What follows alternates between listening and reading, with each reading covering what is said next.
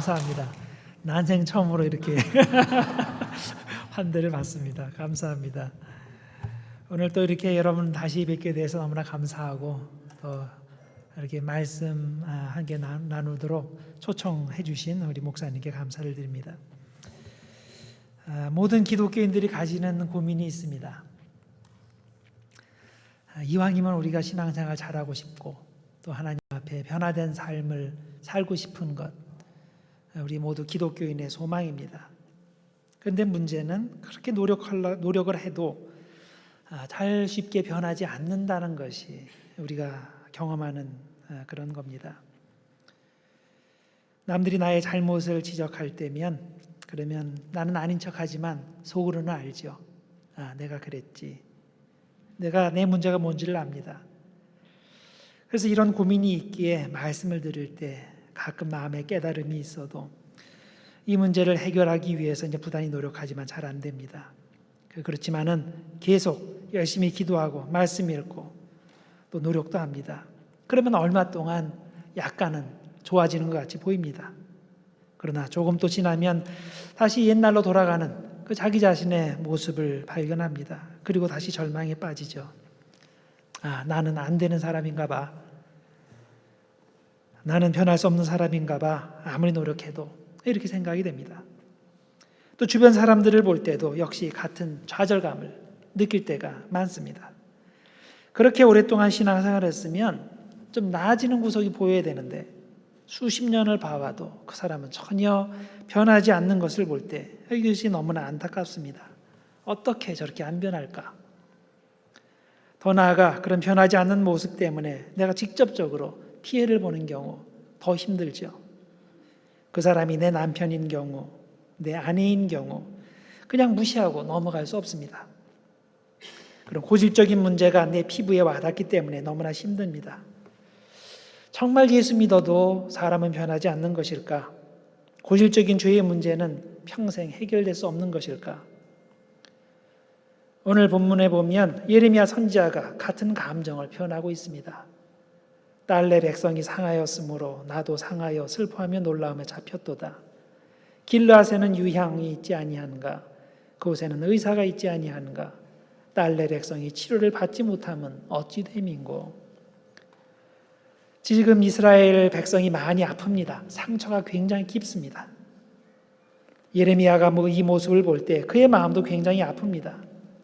그런데 그보다 더 마음이 아픈 것은 바로 눈앞에 병 고칠 의사가 있는데도 혼자서만 괴로워하고 있고 전혀 고침받을 생각을 하지 않는다는 겁니다. 맘만 먹으면 정말 의사에 가서 고침받을 수 있는데 그걸 안 하는 것, 이것이 예레미야의 마음을 가장 마음 아프게 하는 겁니다. 길르앗은 전통적으로 두 가지가 유명하다고 되어 있습니다. 하나는 유향, 바암이라고 되어 있는 유향이라는 약이고 또 하나는 그 약을 사용해서 병을 고치는 의사들입니다.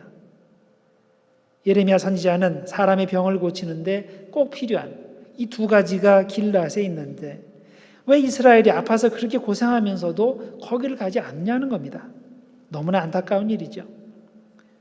이스라엘 백성이 길르앗으로 가지 않는 이유가 뭘까요?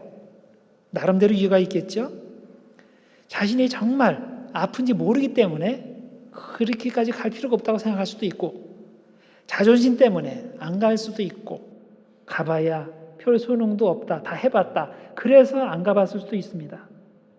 어떤 경우든 예레미야에게는 이것은 너무나 가슴 아픈 일입니다. 혹시 하나님께서 현재 나의 모습을 보고도 똑같이 말씀하시지 않을까요? 야, 왜 너는 예수를 통해서 고침받을 수 있는데도 그걸 안 하냐? 왜 수십 년 믿었는데도 그렇게 변하지 않냐? 너희에게 복음이 주어지지 않았냐? 모든 병을 고치는 예수님이 내 옆에 있지 않느냐? 의사도 있고 약도 있는데 왜 너는 고침받지 못하냐? 왜 삶이 계속 똑같냐? 그런데 성경은 우리에게 어떤 문제가 있는지 지적하는 것으로 그치지 않고 그에 대한 해결책도 함께 제시해 줍니다. 과연 나는 어떻게 진정한 그리스도인으로 변화받을 수 있을까요? 어떻게 하면 치유받아서 하나님 앞에 새 사람이 될 수 있을까요? 여러분에게 두 가지를 말씀드릴 수 있습니다. 첫 번째는 우리에게는 올바른 기독교적 가르침이 필요합니다. 호세아 6장 1절에서 3절 사이에 보면 심하게 망가진 이스라엘이 어떻게 회복할 수 있는지에 대해서 이렇게 설명합니다. 오라 우리가 여호와께로 돌아가자. 여호와께서 우리를 찢으셨으나 도로 낫게 하실 것이요 우리를 치셨으나 싸매어 주실 것입니다. 그러므로 우리가 여호와를 알자. 힘써 여호와를 알자. 자, 이스라엘이 어떻게 회복될 수 있다고 합니까? 힘써 여호와를 알게 될 때 회복된다고 했습니다. 또 호세아 4장 6절에 보면 내 백성이 지식이 없으므로 망하는도다 라고 했습니다. 호세아는 이렇게 반복해서 이스라엘이 지식이 없기 때문에 망한다. 힘써 여호와를 알면 회복된다. 이렇게 말하는데 좀 이상하지 않습니까? 전 세계에서 이스라엘만큼 여호와 하나님을 아는 민족이 있습니까? 없죠. 오직 이스라엘에게만 하나님께서 말씀을 주셨습니다. 율법을 주셨습니다. 그래서 객관적으로 보면 그들이 하나님을 가장 잘 아는 사람들입니다. 그런데 호세아서는 왜 이스라엘이 하나님을 모른다고 합니까? 그 이유는 그들이 하나님을 안다고 하지만 제대로 알지 못하는 거기 때문이죠. 그들이 하나님을 아는 것은 단지 머리 차원에서만 아는 겁니다. 그들이 정말로 하나님을 안다면 그 알미 삶의 결단으로 이어질 거고 삶의 변화로 이어지게 될 텐데 실상은 그렇지 않다는 겁니다. 머리 차원의 믿음은 삶을 변화시키는 능력이 없습니다. 많이 배운다고 착한 사람 되는 거 절대 아닌 거 여러분들이 아시죠? 마음이 삐뚤어진 상태에서 많이 배우면 어떻게 됩니까? 나쁜 짓을 더 잘하죠. 안 들키게 더 잘합니다. 그런 사람은 차라리 머리 안 좋은 게 좋아요. 마음만 착한 게 좋은 겁니다. 그러니까 혹시 여러분들 중에 마음씨 좋은데 그렇게 마음씨는 나쁜데 좀 머리 좋게 하려고 노력하시는 분이 있으면 안 하시는 게 좋아요. 차라리 그 상태가 좋은 거예요. 기독교 전통에서는 믿음, belief, faith라는 것을 세 가지 차원에서 설명했습니다. 첫 번째는 정보로서의 믿음입니다. 내가 안다는 거예요. 내가 대통령을 안다. 그건 정보로서 아는 거죠. 그렇죠? 그건 객관적인 정보로서 아는 것. 그거예요. 자, 그런데 두 번째 종류의 믿음은 그 지적 동의로서의 그 mental assent의 의미로서의 믿음입니다. 자, 다른 사람이 어떻게 말하든 상관없이 이 사람은 내 친구다. 이거는 객관적일 수도 있고 어느 정도 퍼스널한 거죠. 이 사람은 내 친구야. 근데 어떤 종류의 친구냐가 문제가 되는 거죠. 그냥 커피 마실 때만 친구냐, 상황 좋을 때만 친구냐, 진짜 내가 모든 것을 걸 만큼 그 친구냐, 이건 차원이 다른 문제죠. 그냥 내가 가끔 보는 친구야. 이거는 퍼스널하기도 하지만은 여전히 머리 차원의 거예요. 자, 세 번째 종류의 믿음은 뭐냐면 그 신뢰로서의 믿음입니다. 나의 영혼을 살리는 것으로 믿는 차원의 그런 믿음입니다. 나는 하나님께서 사랑이라는 것을 믿기 때문에 나의 목숨을 바쳐 하나님을 사랑한다. 이런 종류죠. 혹은 영화에서 보듯이 타짜가 보통 얘기하죠. 내 손목을 건다. 이 패에.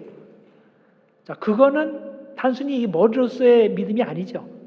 나는 이게 확실하다고 믿는다. 내 목숨을 건다. 내 손목을 건다. 이거예요. 자, 이것이 이런 종류의 믿음을 우리가 그 기독교에서 그 지향해야 될 그런 믿음의 차원이 있는 거예요. 단순히 머리로 안다? 단순히 그냥 멀찍이서 안다? 그게 아니라 진짜로 나의 모든 것을 걸 만큼 진실이라는 것을 내가 믿는다는 거예요. 자, 여러분, 왜 우리에게 변화의 능력이 없습니까? 왜 기독교가 세상의 세상을 변화시키는 그런 능력이 없습니까? 그 이유는 하나님을 안다고 하지만 제대로 알지 않기 때문입니다. 하나님을 믿는다고 하지만은 우리가 하나님을 제대로 믿지 않기 때문입니다.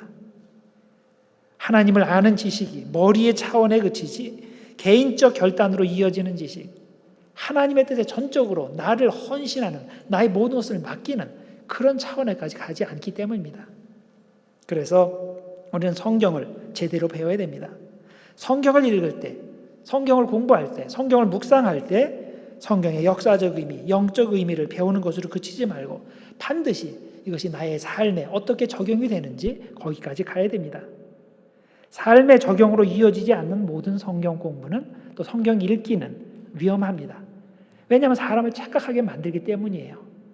성경을 많이 알면 믿음이 좋은 것으로 착각하게 만들어요. 절대 아닙니다. 성경 지식 많이 알고서 나쁜 짓 하는 사람도 얼마나 많아요. 성경을 아는 것과 실제로 행하는 건 다른 거예요.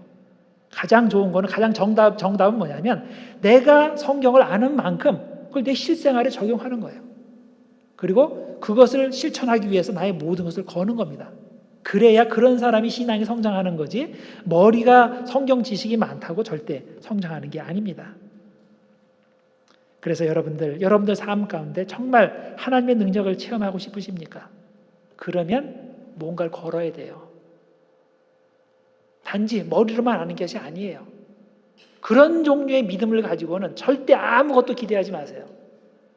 여러분이 정말 여러분들의 시간을 걸고 마음을 걸고 여러분의 인생을 걸고 그리고 예수를 믿을 때 하나님께서 그 사람을 진짜로 치시고 그리고 뭔가 능력을 주실 거 아니겠습니까? 능력이 필요하지 않은 사람한테는 하나님이 능력을 안 주셔요. 그 능력 가고 나쁜 짓 할 테니까. 그렇지만 정말 나의 모든 것을 걸고서 하나님을 사랑하고자 하는 그런 마음이 있는 사람한테는 하나님께 반드시 능력을 주십니다. 그렇게 했는데도 하나님께 능력을 안 주신다. 그러면 절 찾아오세요. 따지세요. 절대 그런 일은 벌어지지 않습니다. 제대로 믿으세요. 자, 그 다음 우리에게 변화의 능력이 있기 위해서는 기독교적 훈련이 필요합니다. 자, 기독교 전통에 이런 중요한 표현이 전해집니다. 혼과 몸이 사람을 만든다. 그러나 영과 훈련이 기독교인을 만든다. 우리에게 왜 삶의 변화가 없습니까? 그 이유는 신앙의 훈련이 없기 때문입니다. 그냥 교회만 왔다 갔다 했지 제대로 된 훈련 프로그램에 참여하지 않기 때문입니다. 내가 정말로 내 삶이 변하기를 원한다면 정말 하나님의 능력이 내게 임해서 죄의 습관이 없어지기를 바란다면 경건의 훈련에 사역의 훈련에 적극적으로 참여해야 됩니다.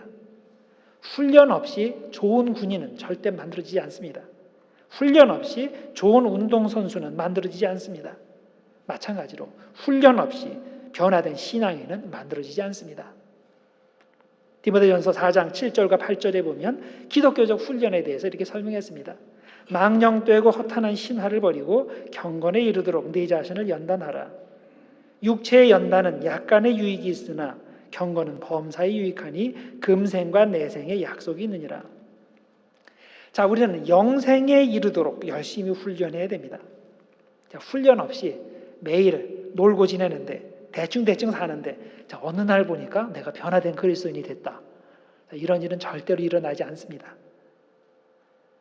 훈련에 참여하지 않고 그냥 교회만 왔다 갔다 하는데 어느 날 보니까 내 삶이 변화됐다. 내 주변의 사람들이 나를 통해서 변화가 됐다. 이런 일은 절대 일어나지 않습니다. 훈련 없는 신앙생활은 무능력한 기독교인을 만들 뿐입니다. 아니면 가짜 신앙인을 만들 뿐입니다. 혹시 여러분들 주위에 발레리나가 있습니까? 자, 무대에 서는 모습을 보면 너무나 아름답죠. 그런데 그 아름다운 뒷면에 보면 너무나도 힘든 훈련이 있죠. 그래서 유명한 발레리나 치고 발이 성한 사람이 한 사람도 없어요. 축구선수 얼마나 열심히 합니까? 진짜 자기가 원하는 대로 볼을 쫙쫙 갖다 이렇게 하는데 그 사람들 발을 보세요. 성한 사람이 한 사람도 있나? 권투 선수, 레슬링 선수 보면 안쓰러워요. 그 사정을 아는 가족이나 친구들한테는 너무나 안쓰러워요. 왜냐하면 그 쉬지도 못하고 계속 운동해야 되고 먹는 거 얼마나 조절해야 됩니까? 먹는 거 실패하면 그런 사람들은 아무것도 못해요. 자, 우리가 세상에서 성공하기 위해서는 이렇게 살아야 돼요. 남들보다 더 열심히 안 하면 성공을 못해요. 근데 여러분, 우리가 신앙생활 하면서 정말 변화된 삶을 원하고 성공하기를 원한다면 최소한 그 정도는 돼야 되지 않겠어요? 그것도 못하면서 어떻게 내 삶이 변하기를 원하고 하나님의 능력이 나에게 임하고 하나님의 능력이 내 자녀에게 임하고 그런 걸 원하겠어요? 말이 안 되는 겁니다. 육체의 연단은 약간의 유익이 있습니다. 우리가 이 세상 내 육신을 가지고 사는 동안 유익이 있습니다. 그렇지만은 그 영적 훈련은 현재에도 나에게 유익이 있고 영생에까지 유익이 있습니다. 그러면 우리가 열심히 훈련해야 하는 경건이 구체적으로 무엇일까요? 기도의 훈련, 말씀 묵상 훈련, 전도 훈련, 예배 훈련 이런 것들이 말합니까? 맞죠? 그런 것들이 우리가 훈련해야 할 경건입니다. 이런 훈련에 적극적으로 참여해야 됩니다. 그런데 그런 것들이 경건의 전부가 되는 것이 아니라는 것을 또한 알아야 됩니다. 경건에는 언제나 개인적 측면과 사회적 측면이 있습니다. 성경에서 가르치는 경건이 무엇인지는 야고보서 1장 27절이 잘 요약해서 설명해 주고 있습니다. 하나님 아버지 앞에서 정결하고 더러움이 없는 경건은 곧 고아와 과부를 그 환난 중에 돌보고 또 자기를 지켜 세속에 물들지 아니하는 그것이니라. 자, 여기 보면 하나님 앞에 정결하고 더러움이 없는 경건을 두 가지로 설명하고 있죠. 하나는 고아와 과부를 돌봐주는 것, 즉 사회적 경건을 말하고, 또 하나는 자기를 지켜서 세속에 물들지 않는 것, 즉 개인적 경건을 말합니다. 사회적 경건과 개인적 경건, 자, 이 두 가지 중에서 무엇이 먼저 언급이 됩니까? 거기 주목해 보세요. 야고보서는 경건을 설명하면서 개인적 경건 이전에 사회적 경건을 먼저 언급합니다. 왜 그럴까요?